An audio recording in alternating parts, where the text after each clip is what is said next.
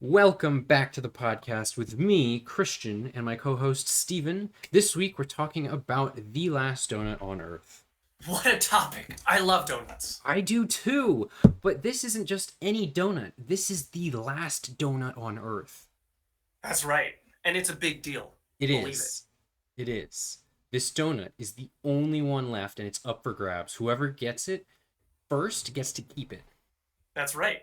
So the question is, who's going to get it first? And how will they get to it? That's a good question. I think there are a few different ways that people could get the donut. Sure, I mean, you could walk, you could drive, you could fly, you could take a boat. There are lots of ways to get there. Right, but I think the most likely way that people will get the donut is by using a combination of methods. For example, somebody could fly to the location of the donut, then walk the rest of the way. Yeah, that makes sense. I mean, if you're close enough, it would be silly to take a plane all the way there. Exactly. So I think that people will use whatever means of transportation is available to them and get as close as possible to the donut, and then they'll walk the rest of the way. Makes sense. But what about communities? Do you think that communities will be formed around the donut? I think it's possible. I mean, if there are people who are close to the donut and they want to protect their claim to it, they might form a community. Yeah, right. I mean, if you have the only donut on Earth, you're gonna want to protect it. Exactly. So I think it's possible that communities could be formed around the donut, but I think it's also possible that people could just stay in their own communities and try to get the donut on their own. Yeah, that makes sense. I mean, not everyone's gonna want to be in a community, in a separate community. Some people just might want the donuts for themselves, or the Exactly. donut. Yeah, exactly. So I think it's possible that both communities and individuals will be trying to get the donut. Well, this is certainly a fascinating topic. I'm sure our listeners will be interested to hear more about it. I'm sure they will. Thanks for joining us, Stephen. Thanks, Christian. Oh, walk off stage. Welcome back to the podcast with a K. Welcome. I am Steven. That's someone. What's your name That's again? Christian. Christian, And with a that K, in fact. is a donut. This is the last donut on Earth, and if you want to grab it, you should probably do it soon. Yeah. We already have people on it. Like, we aren't gonna go. We're wealthy enough to just have people go and try and get it for us. But you're probably going to want to start walking Yeah, because for sure. donuts are very, very popular. And Yes, when there's only one, supply and demand, exactly. you Like got to this is take your bite worth slowly or it's just worth preserve it. worth its weight in gold, really. Yeah. So our intro is again thanks to GPT-3 and AI. It is wonderful, and it Always. it it almost got to our topic. It It almost sort of did. did. Yeah. It mentioned it. You can see it down here, Mm. but it's communities with a K apparently. Well, the with the K is just for the podcast. We could remove that part. It's about communities though. Yeah. Hmm. Yeah. We are going to talk about various types of communities, and some things that we've been researching on our own, some things that we just talked about. So yeah, why don't we get started? Sounds good. Communities. Look at that happy group of people chatting, coalescing, speaking words. It's a miracle Sipping every time. coffees. Sipping, that's a fundamental aspect of like blue collar worker job interactions, Mm-hmm. clearly. Yeah. This is obviously owned by me, given all the watermarks indicating that it's not owned by Some us. of them are very obvious. Some of them. This The is ones less like obvious. right here. Yeah. So yeah, I This think is an example of a community. it is. Or Congrats. potentially, most likely. It could just be random people. Who knows? That's true. They're too happy though. They're too, or they're paid actors. That's true. That is actually true.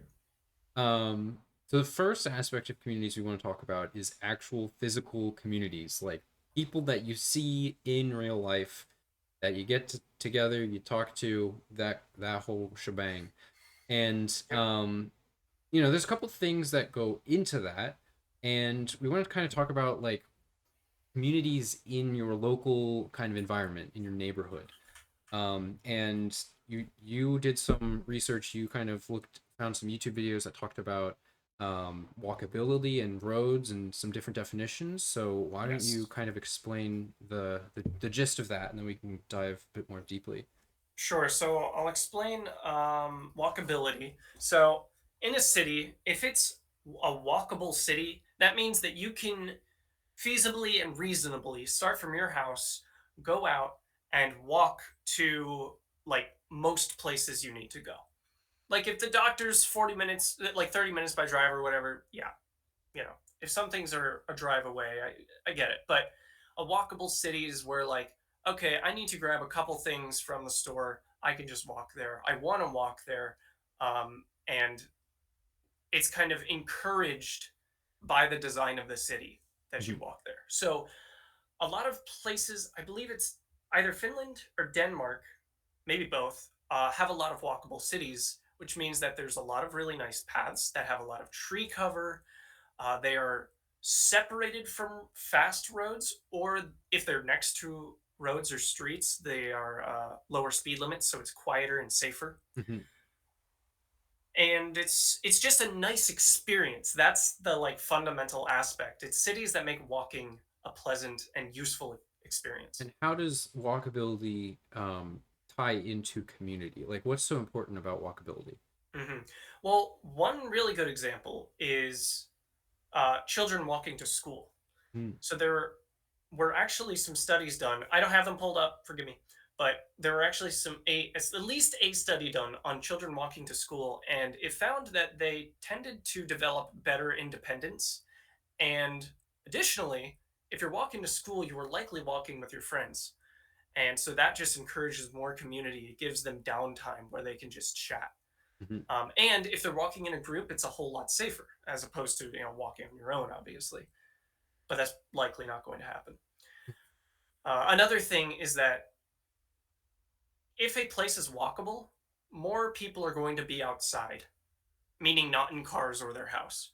More people are going to be on the sidewalk, chilling out, walking to wherever they need to go. And the thing about people being somewhere is that it tends to draw more people. If you see like if you look out your window and like a number of people are walking to some destination, or they're just taking a look, taking a stroll down the street, you're more likely to go outside yourself, do the same thing. You're encouraged to do that. um, it also sort of gives this atmosphere of like outdoor enjoyment. Mhm. So it contributes to the atmosphere that has people hanging out on their porches more, talking to neighbors, because it's much more normalized Mhm. to be outside on the sidewalk instead of being in your house all the time or in a car. It's probably also healthier for the mind, body, and soul. Like just being outside, getting your vitamin D, kind of just if you're in nature, then soaking in that nature.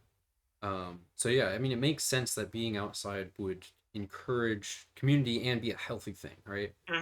Decrease, literally decrease depression. Mm-hmm. Like every study in the world finds if you're outside more, it decreases depression. Yep. And that was something that we were kind of deprived of, I guess, throughout COVID because, hmm everyone was saying to isolate and stay in home. And some places were really strict about that. Like going on walks was not always okay, depending on the community. Yes. And but now like things have loosened up, and we're back at it. But we don't, we have the scar of being inside and kind of enjoying that, or just For so that long. being normalized. Yeah. Yeah. Very Um, much normalized to not interact with people physically. yeah, which is a problem for community and for mental well-being. hmm Um, yeah. So I mean, I guess like you're talking about Denmark, you're talking about or Finland, whichever one it is, or both. What are some of the differences to where we live in the United States? Like, what are the differences that you notice? Huge. Yeah. Huge. Very big. Depends on the place. There are some good places in America for this kind of thing. Columbia in Maryland, for instance, very nice. Um, What makes that better? so Columbia is designed to be a walkable place. Mhm. You can walk out of your house, take a 10, 15 minute, probably max walk, and find shops. Mhm. And the reason it is designed like that is that it was a planned community. They literally took the time, pre-planned out how they wanted Columbia to be structured, and that's how they made it. So actually, it is less efficient to drive a car because of that, but it encourages people to go out and just walk somewhere, which is Mm. it's better for the environment. It's nice to. Sorry, I just saw chat distract. No, don't worry about it. You distracted me, but that's okay. I don't think the donuts consent to being owned. I never asked. I never asked. I should. I formally apologize on this stream, on this recording, to the donut. I'll ask next time if I ever happen to own it. Good Hello, point. sir. Hi, Dietrich. Um, so Colombia is great because of those reasons. They have a lot of paths that are tree covered. Now, a lot, in fact, most places in America specifically and Canada are not like that at all. They glorify something called a strode. Let me show you some examples here. Strode numero uno. You've probably seen a lot of roads like this if you live just about anywhere in America, at least in the suburbs. And America's suburbia takes up a lot of space. It Hmm. is it is, I don't know what the opposite of dense is, but it's extremely Sparse. spread out. It's sparse. So almost every city has huge roads like this that double as streets, meaning they are fast. Generally, the speed limits are like 50, 55 45 to sometimes. Yeah. 50. Very, very high speed limits. So they're not very safe for pedestrians to be next to. And they also have a ton of intersections, a ton of turning lanes. Some of these turning lanes don't have lights. So it makes it a frustrating experience to drive on because if you're in the right lane, you're going to be stopping all the time to allow people to turn or merge in. Mm. So it's very inefficient to drive on these roads because even though the speed limit's high, you're being stopped all the time by lights and you're being stopped all the time and slowed down by people having to turn off everywhere. Mhm. It's inefficient. It's extremely expensive to build. All these lights, every single light, all these intersections are very, very expensive. Uh, and it's just not nice. Yeah. Like, look at the side of this road. Yeah, this one has a sidewalk. I think the other one you showed actually didn't. Well, it might be over here, but like there's a person here. There might be one. But as you can see, there's no barrier between the road and the sidewalk, Oh, okay. Yeah. which is extremely dangerous. If any car loses control for a second, you could die straight Right. up. So most places have a barrier like this and then maybe a sidewalk here. This doesn't really look like a sidewalk to me. So there's not even a sidewalk here to speak of. And that's almost besides the point because you're breathing in polluted air the entire time. You're looking at asphalt, either asphalt or huge parking lots. That's your scenery. So it's just not even fun. And there's like barely any tree cover. Like that's not prioritized. Like there's some here, but on this very dangerous sidewalk, if that even is a sidewalk. So these are the evils of stroads in America, and they're absolutely everywhere. Yeah. Mm-hmm. And yeah, everywhere. And I assume Colombia might have some. Um, I'm trying to think because I did live very near there for a while. Strode-ish areas. Um, there were some strody places. It's true, yeah. mhm, There were also a lot of communities though that were very they were somewhat dense, but most importantly, you could walk to where you needed to go, mhm, and they had paths that weren't just sidewalks on the side of roads. They're paths through woods, connecting communities. You could bike all over the place on those paths. You could get to places without biking on the road or mhm. walking alongside a road. So a lot of really good points there. Are Um, stroads necessary? no, So why do they're we really have not. that? Why? Well, here's why: zoning laws. Mhm. The reason is zoning laws in America. If we wanted to change what this area in the background looks like, here's the thing: is that like all these businesses, you'd need to get to them somehow, right? Let me put it this way: zoning laws in America. You have a residential area. That's it. Residential only. No commercial. That's it.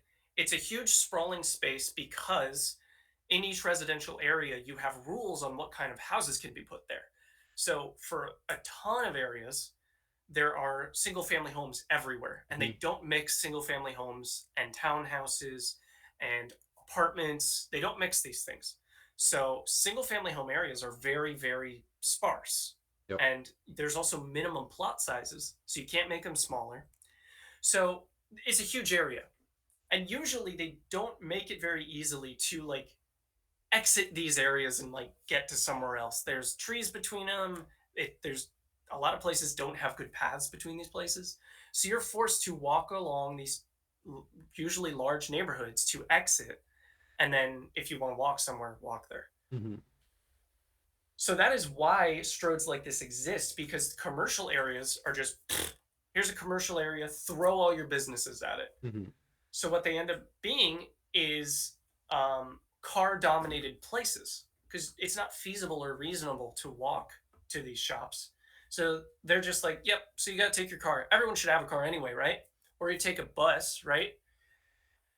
Which is its own inconvenience. Mhm. So these areas get populated with huge parking lots, which takes up more space and makes the area even more sparse. Mhm. And usually don't you usually don't see people walking.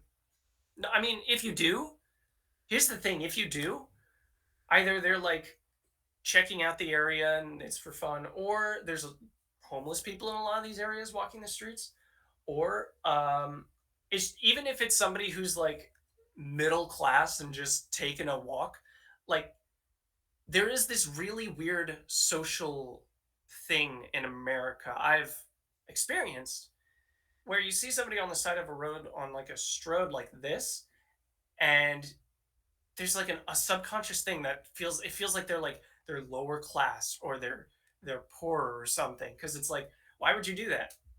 Mhm. You should at least be taking a bus, right? Like, why would you walk on this? Like, why? It's weird. Mhm. Which is really unfortunate, but it's because of the zoning laws that basically require this in order for the area to be profitable, because you Right. have to drive.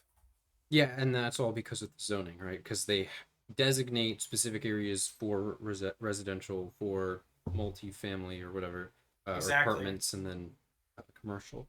It makes everything super sparse, and it also um, it also keeps like different socioeconomic levels from interacting too. Mm.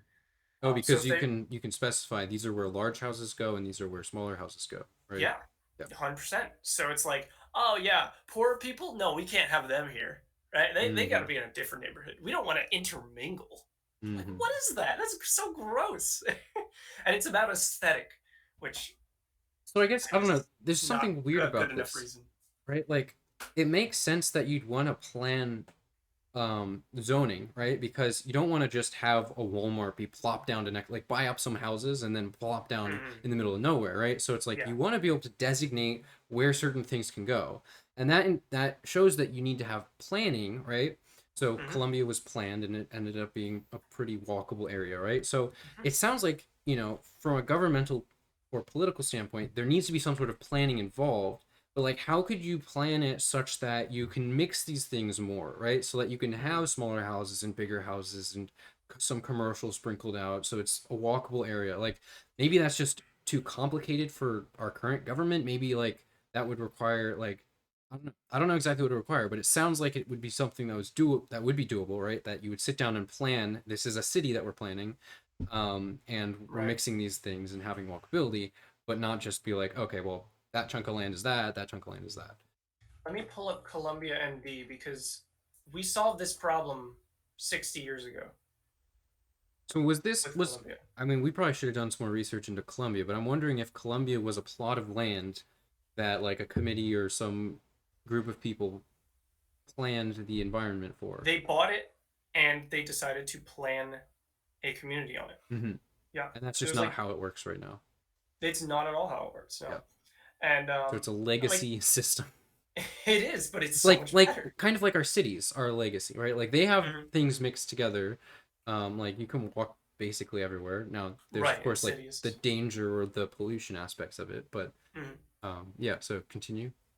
Sure. So in Columbia cities, I'm trying to find a good example. I may not be able to as I scroll around. So here's a mall. Okay, so if we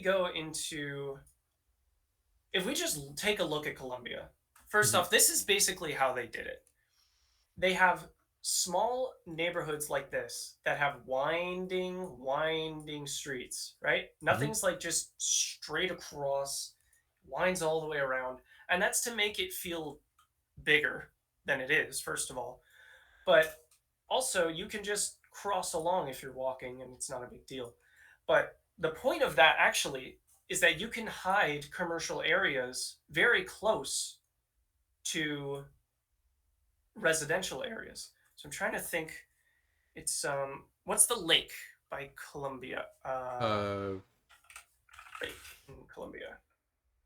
Lake Elkhorn. Elkhorn. Yeah, yeah. Let me go over to Lake Elkhorn here somehow. Lake Elkhorn. There it is. So over here we have Lake Elkhorn. We have giant. Okay, here's the area I'm thinking of. So look at this. Communities, right? Communities. Trees blocking the view in a lot of areas. So this feels like fairly insular, right? Like just this little tiny area. And then right across the street, you got a shopping center. Hmm. You can walk there easily, no problem. Yep. And the way they do that is they make it all twisty and turny and lots of trees. And it covers it up and it makes it easier to travel, but it makes people also willing to live there. Look at this townhouses. Hmm. Behind, right there, stores. Right here. Yep. So this is just one way you could do it. Another way is by making zoning laws smarter. Hmm. So you could, instead of placing a bunch of size restrictions on houses, which you could, but you can place the size restrictions on commercial businesses. Hmm. Maybe the business has to be run out of something that was a residential house. And you can only have one business per, or two businesses per like size, you know. Sure. You have to be a certain distance away from the residential housing, stuff like that. And in that way, like this community, imagine if this community, you walk down the street and there's like a cafe over here. Hmm. People just walk over, do their work there, hang out. You have a communal space. You know, Starbucks like right here. I don't know about Starbucks, but a little cafe. That'd be nice. Right. But Because like they cannot legally do that right now. right, like you look at this area and it's all well. So if you scroll so that it's all residential, right? It's Mm-hmm. like you look at the center point of that, and it's like the person living there has to drive the entire distance to get to anything Yeah. that is not other people's houses. Right. So if you just sprinkled in some little communal businesses, Mm-hmm. then it gives them like a connecting point to go to. Yeah, on the way Absolutely. or intermediary. Yeah, 100%. Another thing about um, sparse housing is it not only makes like shops farther for you, so you need to drive. Right. It makes schools farther from you. Yep. So here's an elementary school. I'm not sure if we'll just find another one by scrolling around. I don't know how Columbia does it, but my point is here's an elementary school. It serves the surrounding area. Hmm. In car dependent places, everyone is driving anyway, so it ends up being expected for you to drive everywhere. So that's where you get the idea of a soccer mom who is so busy, it's basically a full time job for her driving her kids around everywhere. Hmm. That wouldn't be a thing if we had walkable cities. Hmm. It would free up so much time. Yeah, It just would like go bike also, to your soccer game, or yeah, right, or she exactly. does. The mom doesn't need to get there an hour before the game starts. She could just come to watch the game, right? Yeah, exactly. Yes. Another thing is that it would encourage multiple schools in an area. So you would have a school here. It'd be a bit of a smaller school, each one, but it would serve the local community. And ultimately, preferably, you'd be able to walk to it reasonably. Hmm. So that would allow you to have smaller A smaller class size, which may or may not be advantageous. I think it would be. Hmm. Um, and it wouldn't make walking there so dangerous because the thing with the system now, Columbia may not be a good example of this, but high schools and elementary schools, they're often placed on very busy roads because they expect so much traffic. Mm, If they didn't, they could be placed on much, much safer roads. Imagine it on a street as small as this. right. And there'd be no issue. There'd be very little issue with traffic dangers. Yeah, another issue with like high schools and middle schools and elementary schools, just schools in general, I guess, is like when those are considered for zoning, um, they're placed in specific locations, and it suffers the same issues of like socioeconomic class. Like if if Hmm. if it's put in a specific location, then it's going to be dictated by, okay, well, the people going to this school are the ones that can buy the houses that are this size, Hmm. and other reasons. But yeah, so that has its Absolutely. own issues. Yeah, that stems from zoning too, though, Yeah, if you notice, because you can't mix socioeconomic classes in areas by law because they dictate what kind of houses can be built in each location. right. So like we delete those zoning laws or change them to make them better. We could have lower class people move to the better schools and they can actually like things can start to balance out. Hmm. That sounds very exciting to me. Like Yeah, that seems like an obvious thing to do, but it's just not done. yeah, create less of a divide. Yeah, exactly. Hmm. Like the divide is artificial. Yeah, absolutely. We don't need it. Yeah. Yeah. So another thing that communities like this tend to do is it improves serendipity, which is where you go out and you're walking along a road and you just happen to start chatting with someone outside a store, bus stop, whatever, and you end up finding a cool new person. And maybe you become friends, maybe you don't, maybe it's just a nice conversation, maybe you meet a future business partner. I don't know. But if you don't have those opportunities to see random people, you don't have any opportunity to have that kind of serendipity Hmm. and to create those relationships randomly. It ends up being a lot more work, which Right. is really the point we're at right now, Yeah, exactly. post COVID. Hmm. So how do you seek community? I guess the question would be post-COVID, but also in general. Uh, Yeah. Um, Finding community nowadays in post COVID period is harder um, because people cut off all their regular things they go to. mhm. A lot of people are going back now, which is great. Um, but a lot of people still need help, including me, finding communities. And it can be weird because you might have never had to do that before. Uh, Yeah. but like if you move to a new city, it's kind of a similar thing. But nowadays, here's some good ideas. I have put some time into this too. You can just start searching for events in your city, which is not a bad idea. If you don't find anything there, I suggest looking on Google Maps and looking at the immediate surrounding cities. Hmm. Because here in our city, there's like nothing on here on Eventbrite. There's very little, but as soon as I look into like cities 15 minutes away, there's a lot more. So there's a lot of opportunities around you that you probably don't know anything about. Hmm. So I recommend the site Eventbrite first of all. That's great. I also suggest meetup.com, which is another great site for finding groups to hang out with. That's Definitely. cool. Mm-hmm. So Eventbrite and meetup.com.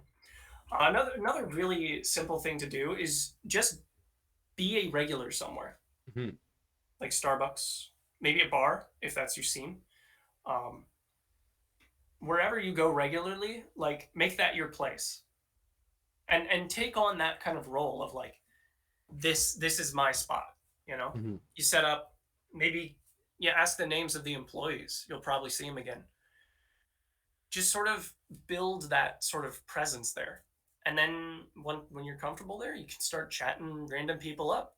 Be like, yeah, you come here often? Pull out that pickup line, whatever. Yep.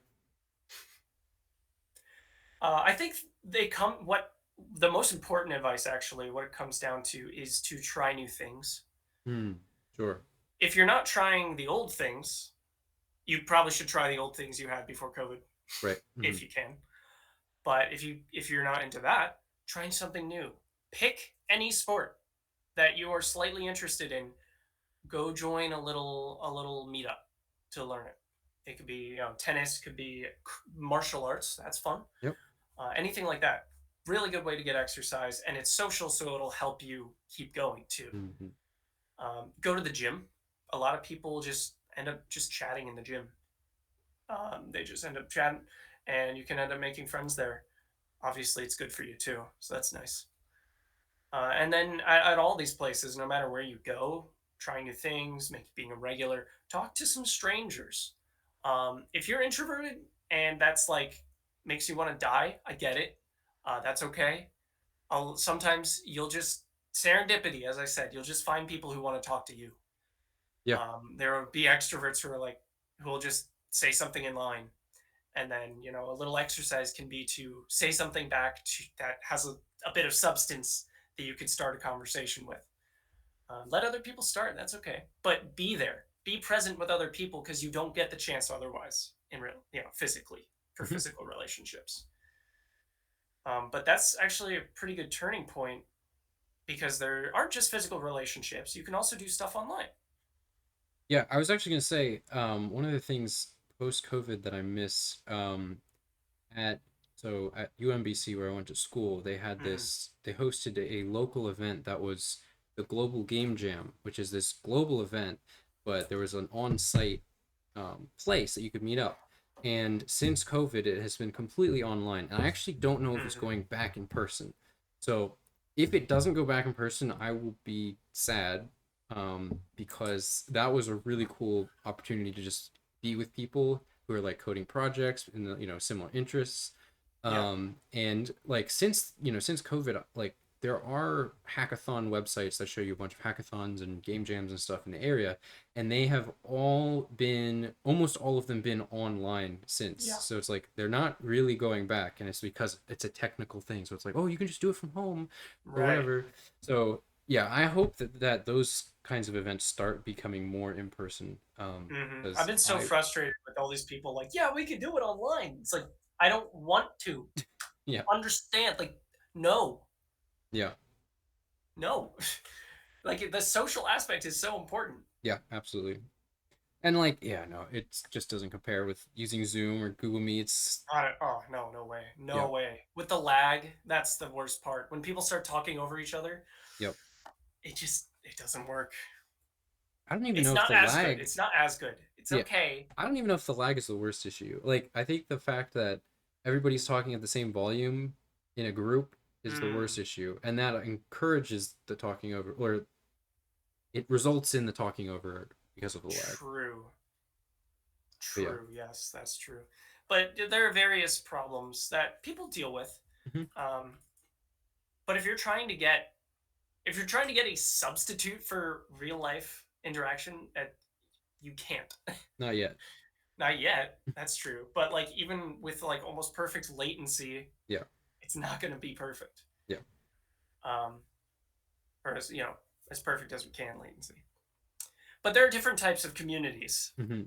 So there's nothing wrong with virtual socializing, and we wanted to get into that. Yeah. Um, so one thing that is important for both physical and online relationships is to know what kind of community you want to be in, right? Hmm. Like if you're an extrovert who wants to talk to a number of people and wants to tell people about things and wants to find people that have similar interests, those are specific goals that you have. That's not every type of relationship. Some people, including the extroverts as well, also want relationships that are deeper and like you actually ask how each other really are, how you've been. Maybe you just chill out in voice chat. Some people do that. I maybe I'll get into it. I don't know. But the point is to figure out what you want Hmm. in a community. So there are a lot of different platforms that sort of encourage different kinds of relationships, right? So, like, Christian, can you tell us about a few?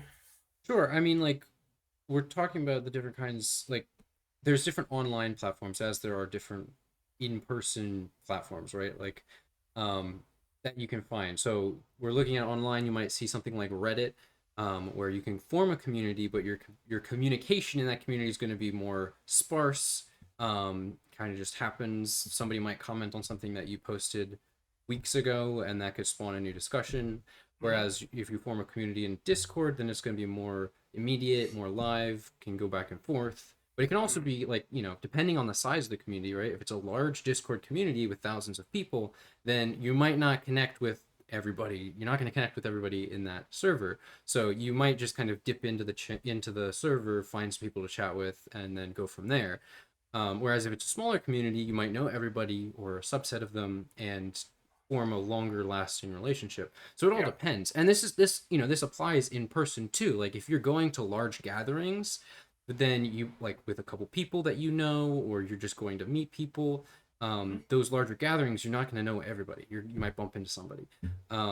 And whereas if you go out with a smaller group of people, then you're more likely to have that stream of communication with just those people.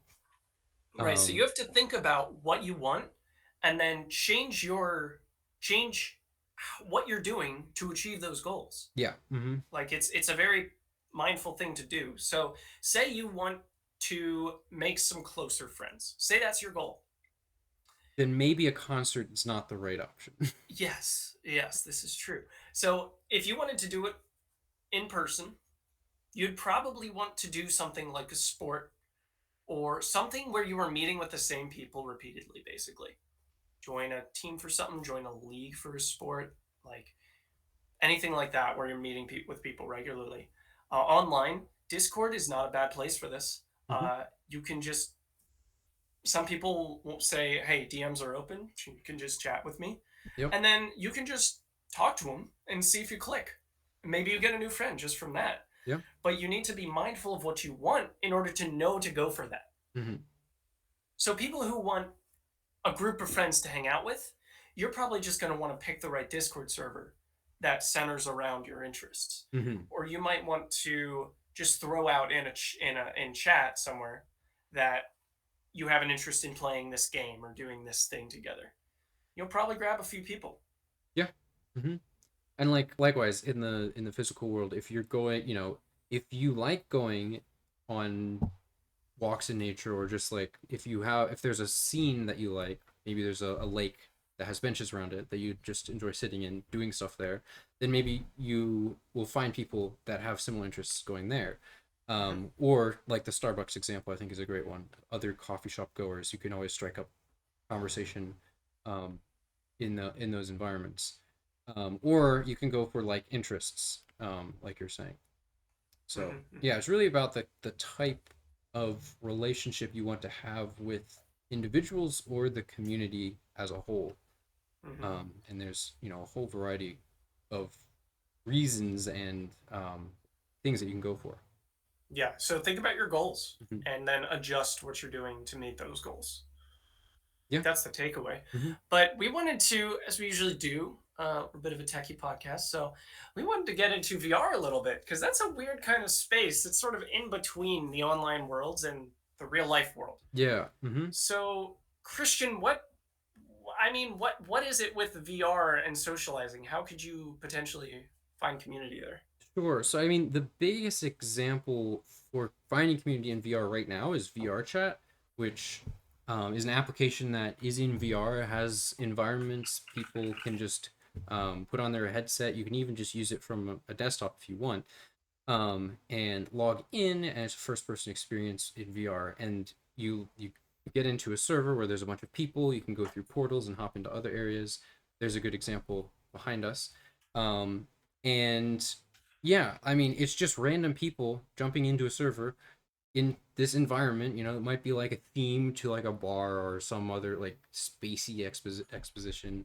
Mm-hmm. Um, and so it has a social element to it, right? You've got people coming together, and the reason is really to see other people. Like maybe, Mm-hmm. there's some games in VR chat that you could play, but you're really there for the social experience. So it's Yes. focused on that. Whereas other games might have a social element, but they're really focused on the goals of the game. This is different. Right. Um, and also, like, it's more immersive than playing a game or being on a Discord server because you're actually experiencing the 3D environment and you're kind of there with the people, um, in the same environment, 3D environment. Whereas in other like platforms like Discord and other video games, you might not be in the exact same environment, um, just doing whatever you would normally do. So it has that aspect of it. It's much more immersive. It Yeah, definitely mixes the benefits of physical reality and virtual reality. for sure. Yeah. Yeah. It's like you can, because you can see gestures and stuff. Now, obviously, we're not to the point of like fully capturing facial features and stuff so we can get all those social cues. But there are the gestures and you can understand social cues from that, kind of Mm. like posture and stuff. Obviously, you've got these different sized avatars, so that kind of changes the environment a little bit. But yeah, And there are a lot of avatars have facial expressions that you can true. control, learn to control in Yeah. certain ways, which is another way to do it. And a lot of people have full body tracking, so Hmm. you can actually see all of their movements. Yeah. So there's a lot of depth to it that you could get into. Um, so how would you go about like finding people in VR chat? Like, what's the scene? Sure. I mean, you go into VR chat and you start out in kind of your own little world, and then you choose a portal that takes you to another world. And some of those portals are focused on like a label for a community. I think there was like a sign language community at a point. Mhm. And then others are just kind of open, free for all, and just meet people. And some are like role playing. There's all sorts of different um, options that you can find when you go there. But yeah, typically it's just totally random strangers. You can make friends, you can tag people as friends, you can meet up with them specifically, communicate to where you're going, or you can, with your IRL friends, meet up with them. Maybe your Mhm. IRL friends live far away from you, so it's hard to actually get in touch with them in person. So you So can you go meet, in VR chat and you go in hang VR out. chat. Yep. Heck yeah. Yep. So VR's and VR chat's an interesting place. I've been there a while. I played with it a good amount, and it's weird because you jump in and you are just surrounded by a bunch of people like yourself who are mostly strangers, mhm. and just some people are just chatting quietly, some people are just talking nonsense, and you sort of have to find your niche in it. Yeah. So there's like a learning curve to the culture, I would say, Yeah. and learning how to interact and how like where you can sort of insert yourself into conversations or groups. It's also a very young platform relatively to actual real life Well, yeah, socialization. So yes, there's a lot that can be uh, figured out, right? Like it's a very pliable atmosphere. So you can kind of form it into whatever you need it to be. it's true. Well, speaking of what it will form into, Mm-hmm. uh, one day VR is going to be much more prevalent, and AR is going to Yeah. be much more prevalent. Altered, no, altered reality, Yeah. augmented reality, Augmented. Yeah. augmented reality. Augmented. Mhm. Yes, and virtual reality. So the future of VR and communities. What's going to change? Do you think? I think I think it'll be really interesting to see how it changes. I don't know exactly what we're going to see, but from seeing the technology and what it's capable of doing now, and all these other bits and pieces of things that are capable, right? Mm-hmm. I think we're going to see a lot more examples of blending the physical world and the virtual world, and that's what Yes. augmented reality is. And you see like Facebook, Meta coming up with their own thing, but then there's also a bunch of smaller corporations, open source things that are trying to formulate like how this metaverse is going to work, as Mm-hmm. opposed to like having some monolithic person decide or corporation decide how it's going to go.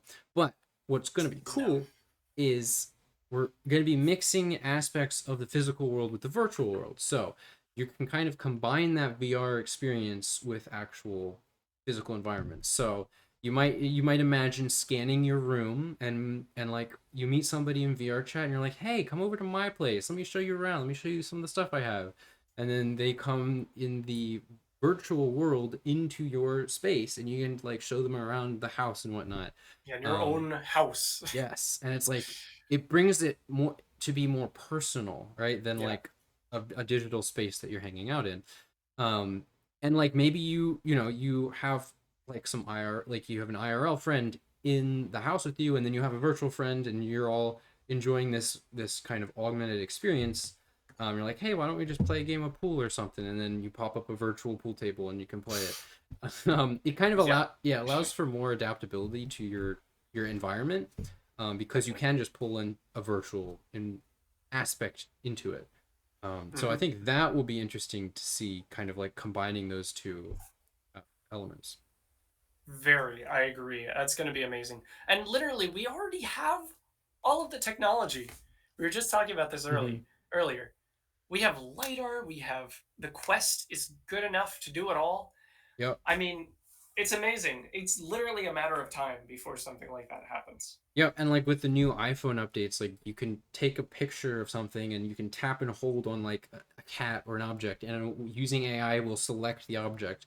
So you can Yeah. imagine scanning your house with lidar and then like tapping objects, and it isolates them, and you could turn them into like I mean, it might break reality because, or what's the word? It might break the Immersion. immersion when you like you turn something into a physical object in VR and it like flies away, but then it's still there.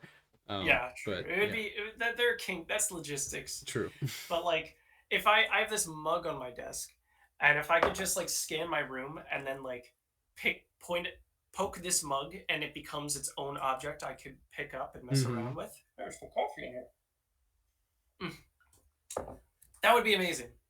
Like, Yeah, and you could like show somebody like, oh, look at this cool thing I got, and then you like pick it up, yeah, and they're like, whoa, okay, cool. that'd be incredible. In fact, it could detect if you pick something up and scan it real time. It could Mm, totally do that. That's the yep. crazy part. That technology already exists. Hmm.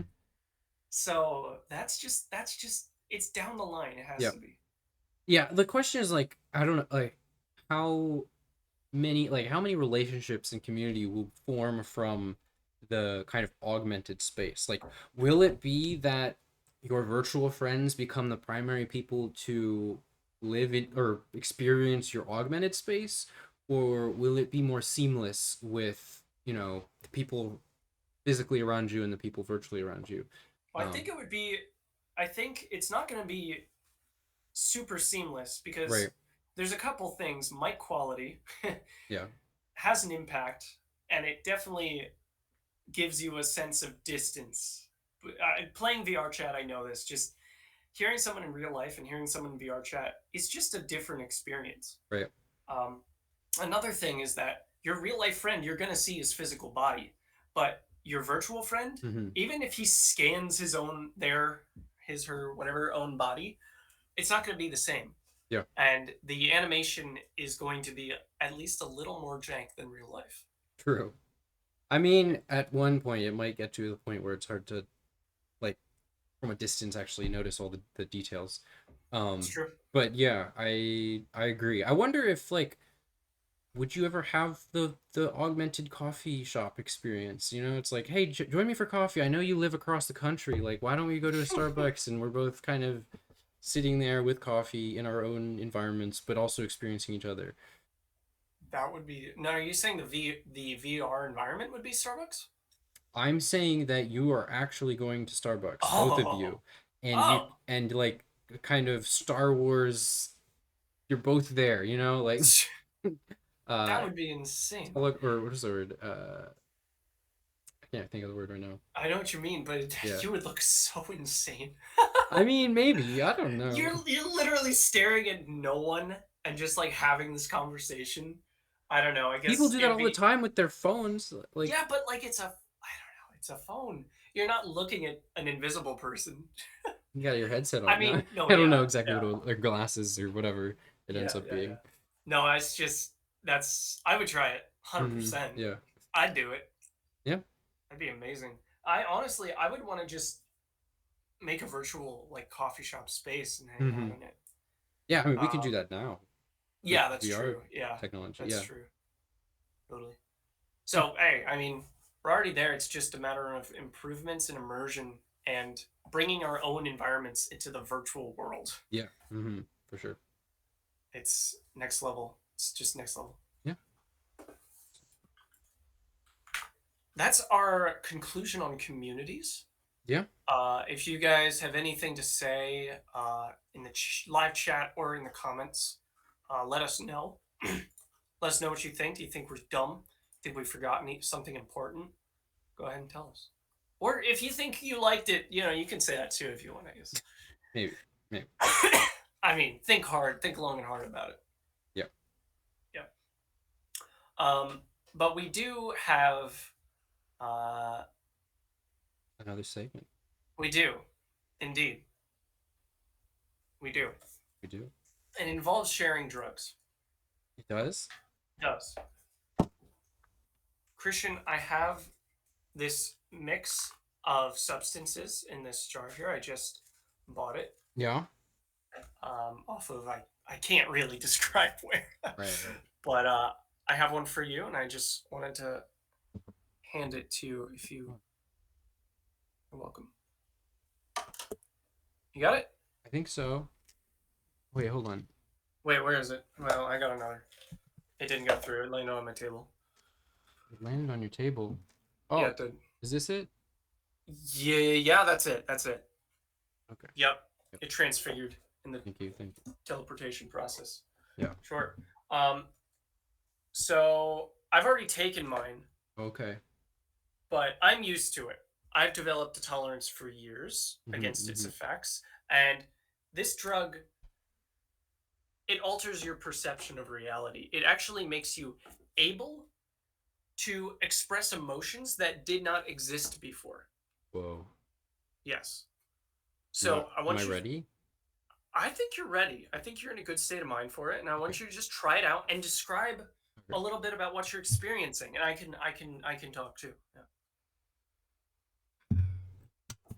Yeah. Let me just. How long does it take to kick in? Well, usually like 6 to 7 seconds. Right. Yeah. So. What the fuck? You good? Are you blue? Well, yeah. Oh. I actually am. Okay. But like, what do you mean blue? Obviously I'm blue. I don't know how to describe it. I'm just feeling like this mix of like dark blue. Oh, you're getting the colors. You're getting the colors. I love it. I love it. I want you to dive deep into that feeling. Yeah. Yeah. Where else have you felt that feeling that you were never able to express before? And like in your past, what times did this feeling come out? You can never put your finger on it. I think I felt it twice before. Yeah, it was like when I was 4 years old, and I was just staring at the ocean, and it just, it was just like the waves were crashing, and I don't know why you're exuding the same thing right now. But the other time was when thank you we were hiring those reverse time people. Oh, the workers, yeah. Yeah, sure. The workers.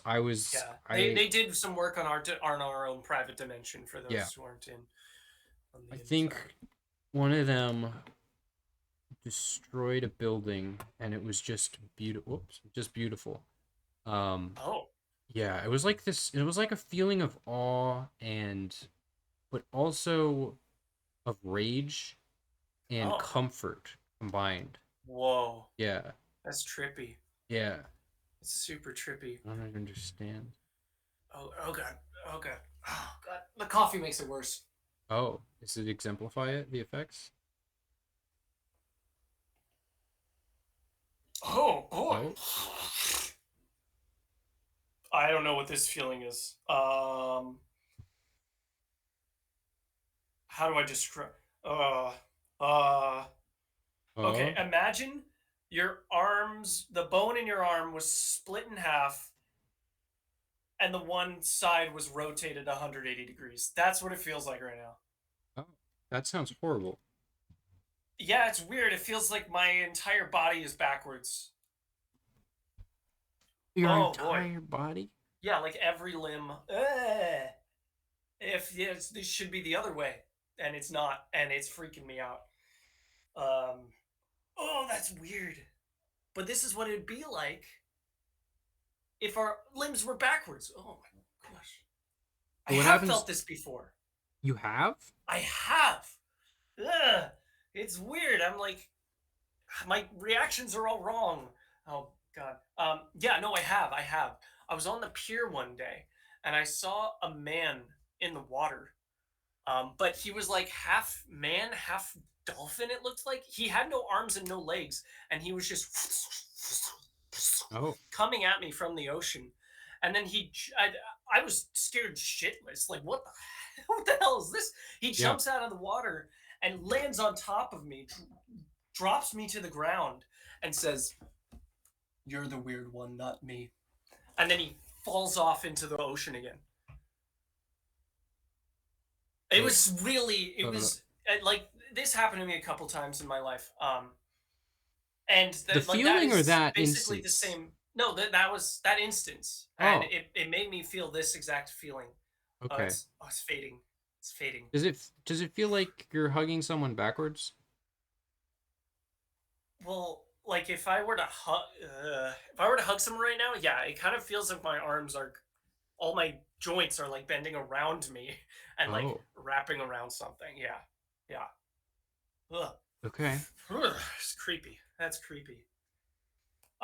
Yeah, but apparently these are often used by CIA operatives in order to open their third eye and allow them to sort of see into people's psyches stuff that they don't even know. So, like for instance, okay, I've been practicing this for a while. Hold on, hold on. Mhm. Okay, okay. Look at me. Look at me. Okay, cough. Turn your head and cough. Okay, yeah. Yeah. You have gone through puberty. Whoa. I can tell From my from psyche. from here. Yeah. There was a certain like haze behind it that felt like it had already run its course basically for the most part. Like Okay. it wasn't on, it hadn't not begun. But yeah, no, I could feel it inside me. There's this sort of reflexive thing you can do if you practice it enough. You can tell certain parts of somebody's psyche. So why don't you try it on me? I think you need a higher dose. I need a higher, why? Or maybe this is my first time. Yeah.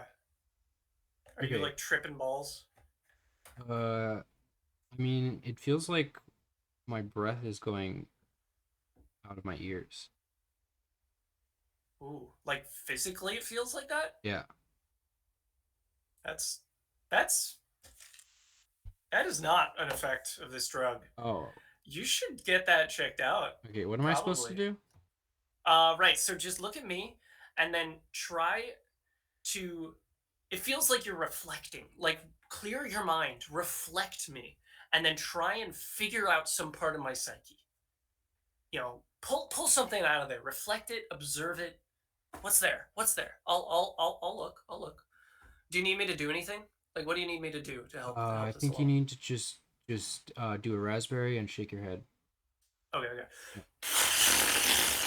Oh, yep. Got it. Okay, yeah, yeah. Yeah, What'd yeah, you yeah. get? What'd you get? You have curly hair. Whoa!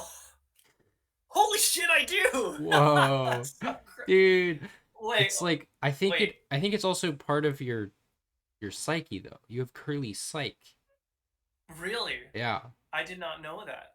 Yeah. That is something I did not know. So your emotions are twisted. I am so high right now. I forgot that Oh. I was on video and had curly hair. I was Whoa. like amazed. I was shocked Yeah, I was and I was wondering. sitting in awe. Yeah. I have to try it wirelessly. I agree. What you mean in person? No, just audio. Oh, just audio. What, like read psyches, just Yeah. audio? Mm-hmm, Yeah, I mm-hmm. want to try that. I want to try that. Yeah. Yeah. Let me try it. Let me try it. Okay, okay. So reflecting audio. That's Yeah. it's going in my brain, man. I feel it in my brain. Yeah. Oh god. It's in your Oh. brain. Oh. Oh my goodness. Stop! Stop! Oh god!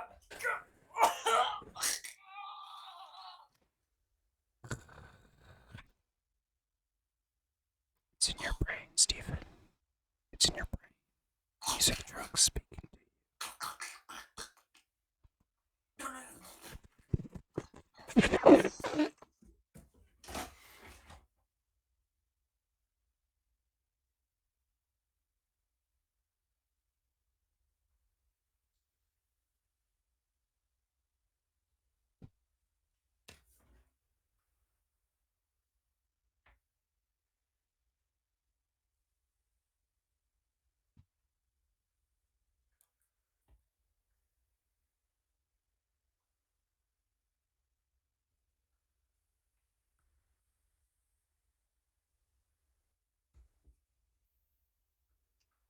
Oh god, what the fuck?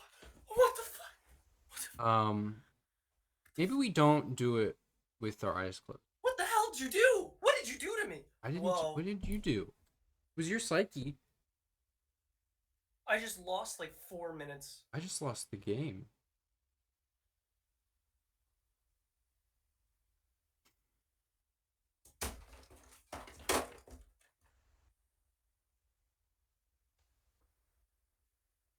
God damn it, Christian. That was the worst thing that's ever happened to me. Unbelievable. Gotta record a new your next Gotta record a new podcast. No, this is over. This is just stop streaming now. Okay, yeah. This is a lost cause. Next time you go on these is the good stuff. I think emotional. Oh god.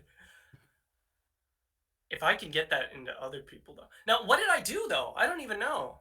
I think you summoned the collective psych. Because it was all audio streams. I think it was being bit coded through the internet, and you're actually getting all of the internet. Holy like when you have the visuals, you can kind of lock in and be like, okay, I'm focusing on Christian. But you close your eyes and it's just like all the signals. Oh god, let me get a boost. Oh god, I see it. I see it. Oh god, my brain's so dirty now. Oh, gross. Oh god. Okay, I'm gonna need to do some like meditation for the next week to clean that out. Mm-hmm. That is not great. Luckily, I have this to help. Oh, this is another antidote. This is a cleaning solution. Ah. It's just straight up bleach pellets. Okay, yep, that makes sense. Okay, well, thanks for trying it though. I'm okay now. Okay. So like, probably lasting effects, but I haven't noticed them, so I'm not worried about it. Okay, cool. Maybe next week we can do it again. Hell yeah, man. Let's do it. And let's segue on in to our last segment.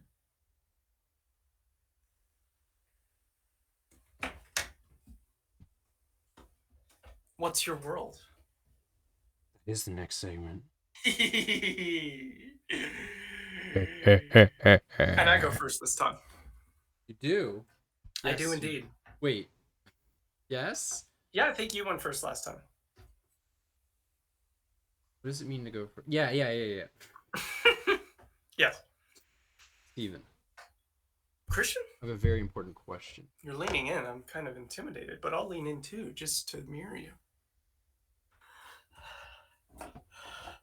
The question is: snowflake, finger down, finger left, flag, second time, thumbs down, flat face, peace sign, water drop, snowflake, high five, water drop.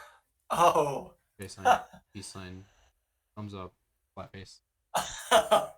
Oh, I got you, man. Oh, my world is my world is That's not exactly what I want to ask you. It's not? Why it's not? It's not because this. Isn't that it? Oh, I mean well, here, hold on. Let me change it. But okay. There we go. Oh, that's okay. There we go. That's correct. Good. That's correct. That's what I meant to ask. Oh, I get you. Yeah. Oh, with the thumbs down. Well, that changes the context completely. Yeah. I'm sorry. Okay, geez. Okay, well, in that case, my world is probably going to be no, yeah, my world, I'm seeing it now, deep in my psyche. Um,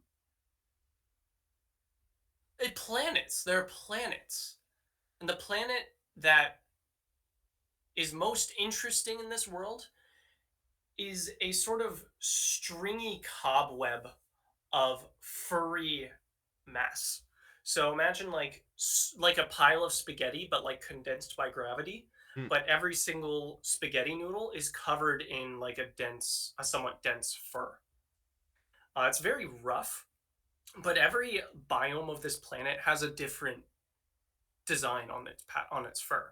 So some parts of the planet are literally stripes. You can see it from space. You look down, and it's black stripes with like some brown in between. Other parts are like dots, and then other parts still are just like gray with white speckles, stuff like that. Um, the other side of this planet, and this is what makes it so interesting, has a huge bite taken out of it.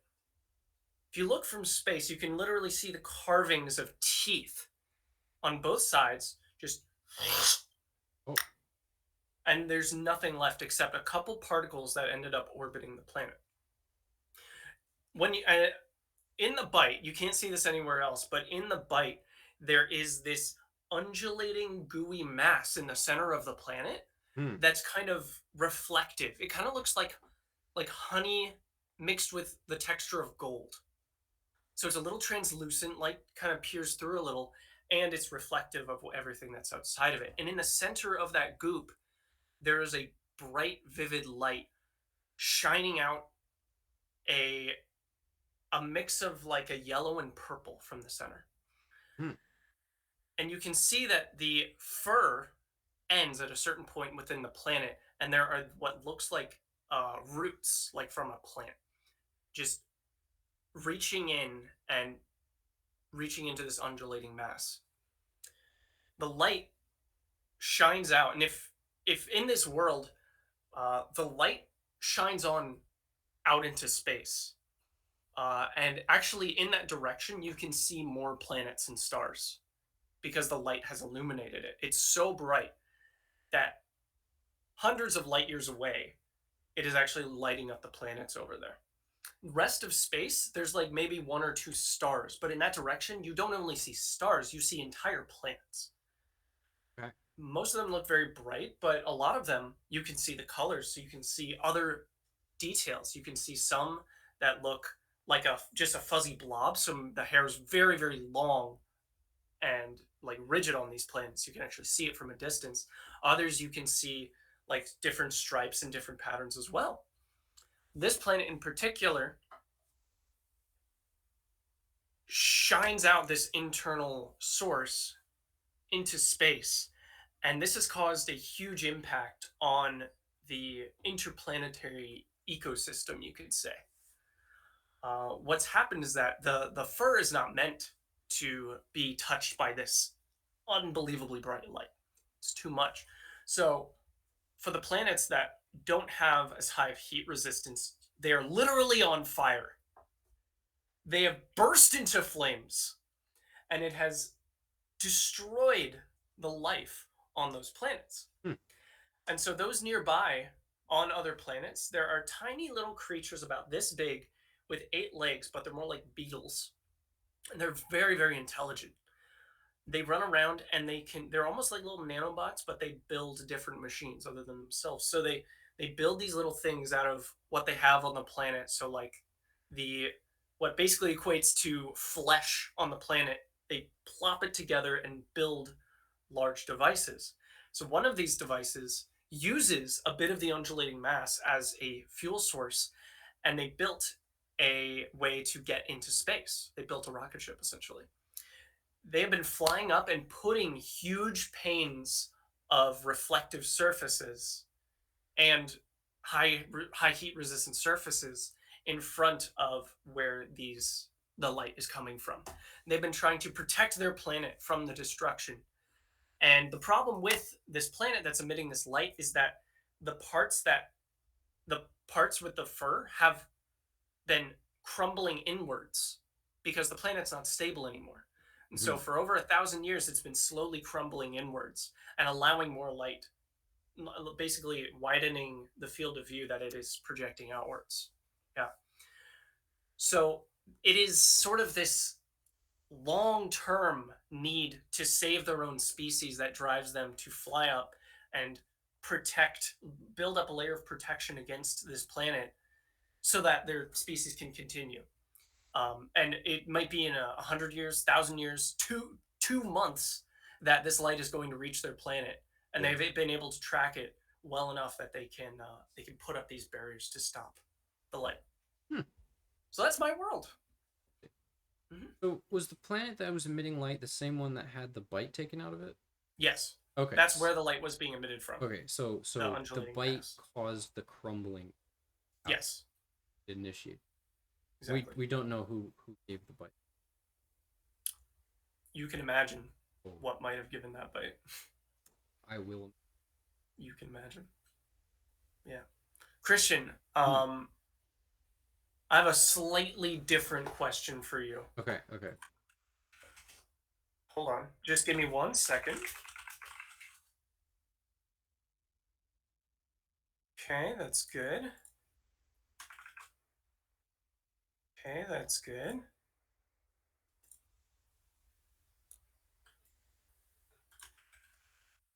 Okay, that's good.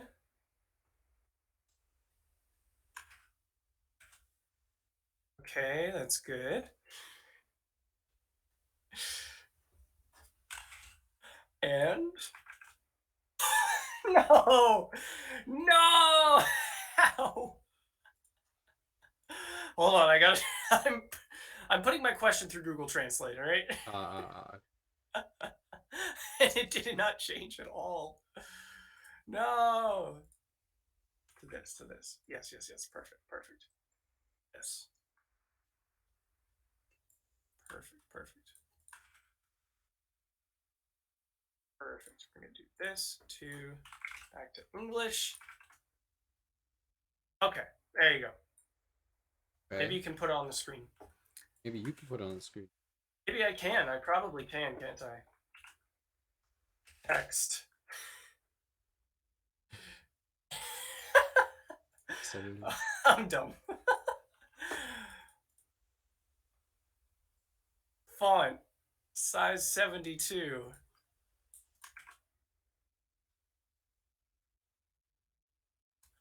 World you have. What a world you have, I Christian. have a world you know. And have you what world in where?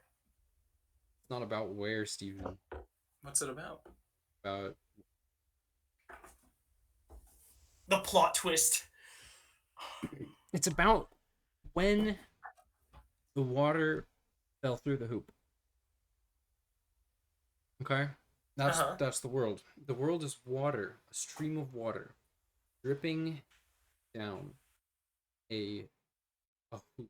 And the hoop is glowing like a fluorescent color. It changes color over about when this happened because it determines everything that happens after it. So Like when everything? everything. So if the water dripped down the hoop 1,000 years ago, then right now water might not be dripping down the hoop. Right? It's a period of time. It all matters. We just know that it happened. We don't know when it happened. We don't know how long it happened for. We don't know when it stopped. And we can't Mm-hmm. figure that out from our current context. We are in a world where light is spawning in random locations, in triangles, and then disappearing and leaving a little splash of water. And it's just constantly happening, and it's constantly raining. Except some places are a little bit less wet. They're dry, Oh. and they don't have any light, and they're dark. It's kind of the opposite vibe you'd have for a real world place, because in real world you think, oh, it's like a dark, damp location, and it's like, oh, it's sunny and it's all bright and dry. Uh-huh. So yeah, we don't know what started it or ended it. Just know um, that it happened and that it is causing triangles of light to form and disappear and spawn water. Um, Again, as a being that has one limb and one eye, it is hard for me to fathom why this world is important. Um, You are a being with one limb and one eye. yeah, I'm a being with one limb and one eye. I'm like a worm with an eyeball Uh huh. the side of it, not the end. Huh. So it's very useless. Because I like I'll roll around like a sausage, and then I can look at something different. Oh, okay. Yeah, Yeah, that makes sense. yeah, right. So problem with this world is everybody is talking about when this happened, because there's a prophecy that said if it happened 5,000 years ago, then in 5,000 years there's going to be a reckoning where all of the triangles will spawn at the same time and form a picture. There'll be like a colored picture, and they will stay spawned, will suck up all the water and all the living creatures, and they'll be transported through it like a portal. And it all depends on when this happens, because we need to know when this happens, because otherwise we might not live for it. And so if we're alive for that period of time, then we want to be there. But if we're not, then we just want to do what we want to do, So that's my world. That's where I'm. So you're waiting for this event Yeah, to happen. exactly. So what matters is when the water went through the hoop, Yeah, it started the cause and effect that will lead to that. So if you know that time, you exactly. know when it happens. Yes. Damn. That's really interesting. Just I'm to sorry know. you're a one limb, one eye worm, but No, it's that's a little that's a hard unfortunate. life. That's a hard life. Part of life. Yeah. Yeah, I can't imagine. Yeah. So you're not quite like this. No, not quite. No, no, no. I mean, you could bring up Dalle-Mini. Oh, that's a really good idea. Dalle-Mini. We're going to do that real quick to finish this podcast off. Thank you, everyone, for hanging out with us Yes. and enjoying us and enjoying the conversation. Appreciate it, as always. One-eyed, one-leg worm.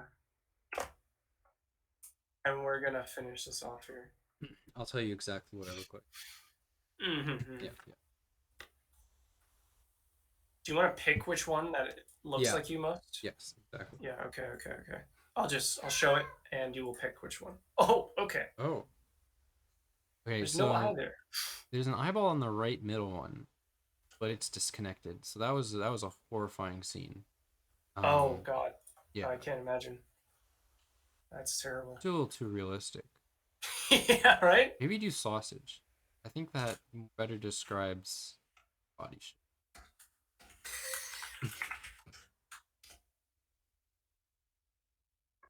Yes, I think a sausage describes your body shape pretty well, actually. Yeah, thank you. Sure. Thank you. Cat break. Cat break. Cat break. Kitty. Dalle-Mini is an AI model that will take any sentence you put in and spit out images of its best guess of what it looks like. Yep. Sometimes it's great. Yes, sometimes it is way too good. Way too good.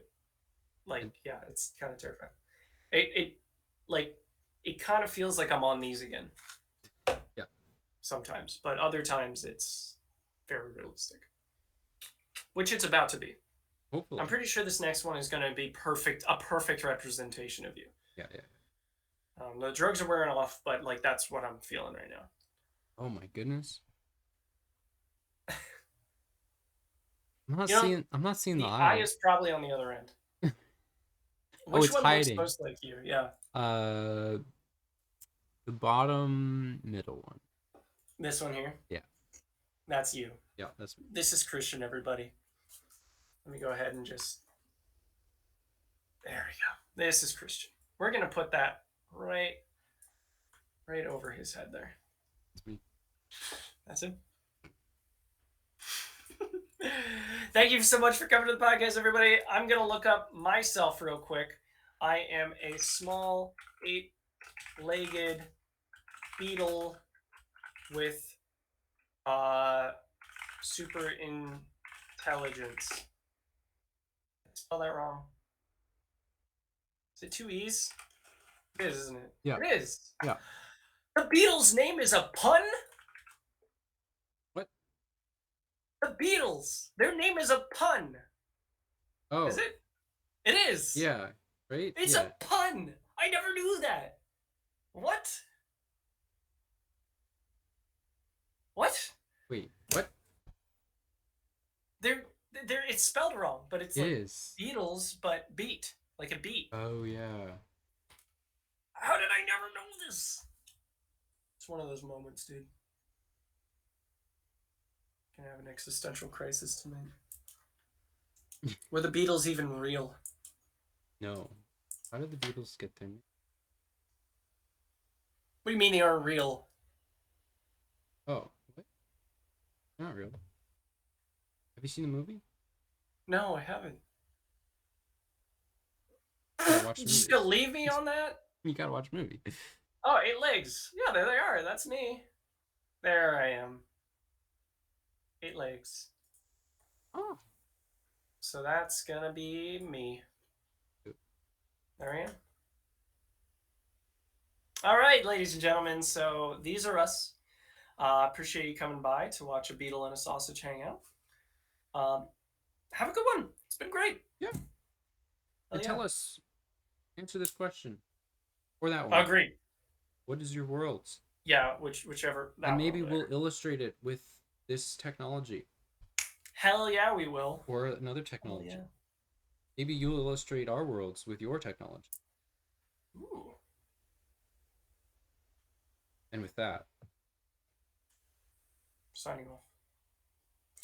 Everyone, grab yourself some of these. It's an interesting experience. delicious. Yeah. Yeah. Highly recommended. Bye, everybody. Bye.